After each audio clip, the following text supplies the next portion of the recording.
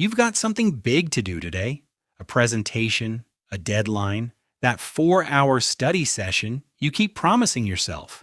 And what are you doing instead? Cleaning your room. The mess wasn't even in your way. Nobody asked you to touch it. That pile sat there for 2 weeks. And suddenly today, with a deadline breathing down your neck, it cannot wait another minute. Let's be honest about one thing first. Nobody loves cleaning. Not you, not me, not the person whose place always looks perfect. We don't love the process. The feeling after, that hits different. And the whole secret is hiding inside that feeling. Because when you clean instead of starting the big task, you're not running away from work. You're running toward a result. Cleaning makes you a promise your big task never will.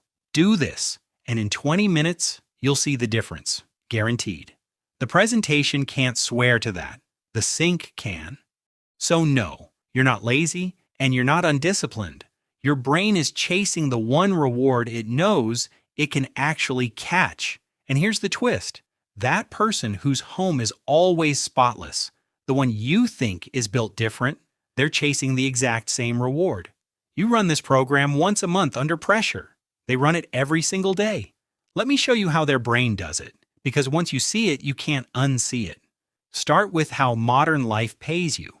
You study for months before you see a grade. You train for months before you see a muscle. Everything you want sits behind a wall of effort with no receipt. Cleaning is the exception.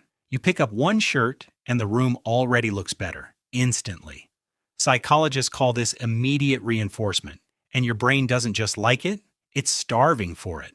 Because every time your effort visibly changes the world, your brain collects proof. My actions still work. I'm not stuck. That's why you clean when you're overwhelmed. Not because the mess matters, because the proof does.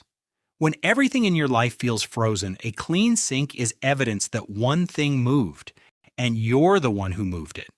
That's the first difference between you and the everyday cleaner. You treat that proof like an emergency purchase. You only buy it when you're drowning.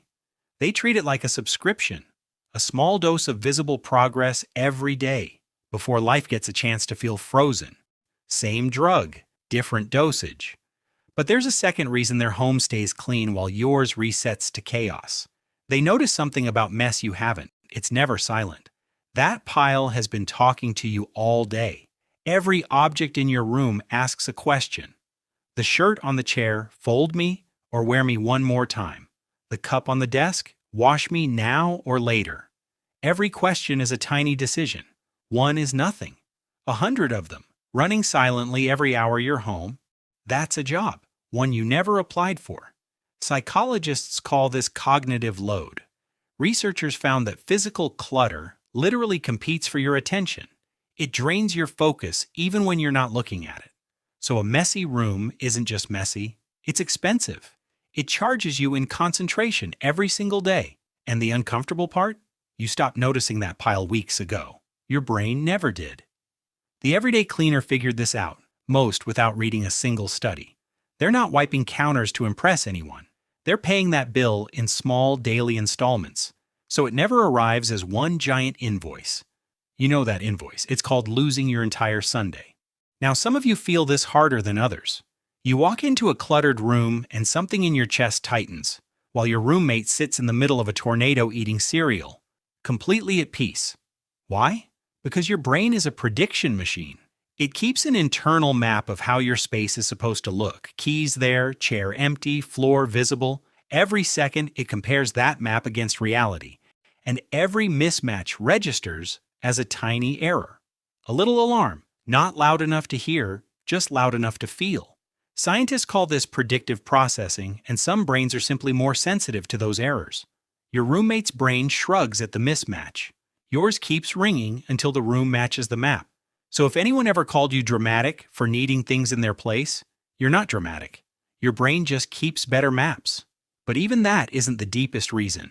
There's something bigger your brain is chasing, and it has nothing to do with clean surfaces. Count how much of your life you actually control. The economy? No. Traffic? No. Your boss's mood? Other people's opinions? No, and definitely no. Most of life happens to you. But your room is the one place on Earth where your actions still decide the outcome. completely every time. You put the cup away, and the cup is away. No negotiation, no luck required. Psychologists call this your locus of control, how much you believe your actions actually shape your life. Every object you return to its place sends one quiet signal to your nervous system. I can still influence something. That's the real engine behind stress cleaning. When the world slips out of your hands, you grab the one corner of it that can't. And when you send that signal every day, something bigger happens. Your room stops being a room. It becomes evidence. A clean space becomes daily proof that you follow through. A cluttered one slowly becomes proof that you're always behind, even when you're not. Your brain collects that evidence and builds a story from it. We watch our own actions to decide who we are. Run that story long enough, and it hardens into identity. And that's the real answer to the question we started with. Everyday cleaners aren't more disciplined than you. They're past the point where it takes discipline. Somewhere along the way, they stopped doing a clean home and started being someone who keeps one. And once your brain believes that's who you are, the behavior runs itself. Now let me pull back the curtain, because this was never about cleaning. The instant reward, the silent questions, the map, the control. It's all one thing, proof. Proof that you can finish something. Proof that your actions still count. The everyday cleaner isn't maintaining a house. They're collecting that proof daily, and the clean home is just the receipt. So next time you catch yourself wiping counters while a deadline stares at you, don't fight it, use it. Give it 10 minutes, let your brain collect its proof, then walk into the big task while the momentum's still warm. And if you want what the everyday cleaner has, don't start with discipline. Start with one surface, one counter, one desk, one sink, kept clean every day until your brain quietly updates the story of who you are. You were never lazy. You were never just a messy person. You were a person whose brain was hunting for proof, and nobody ever told you that's what it was doing. If this explains something about you that you never had words for, subscribe to Decoded Psychology. This is exactly what we do here. See you in the next one.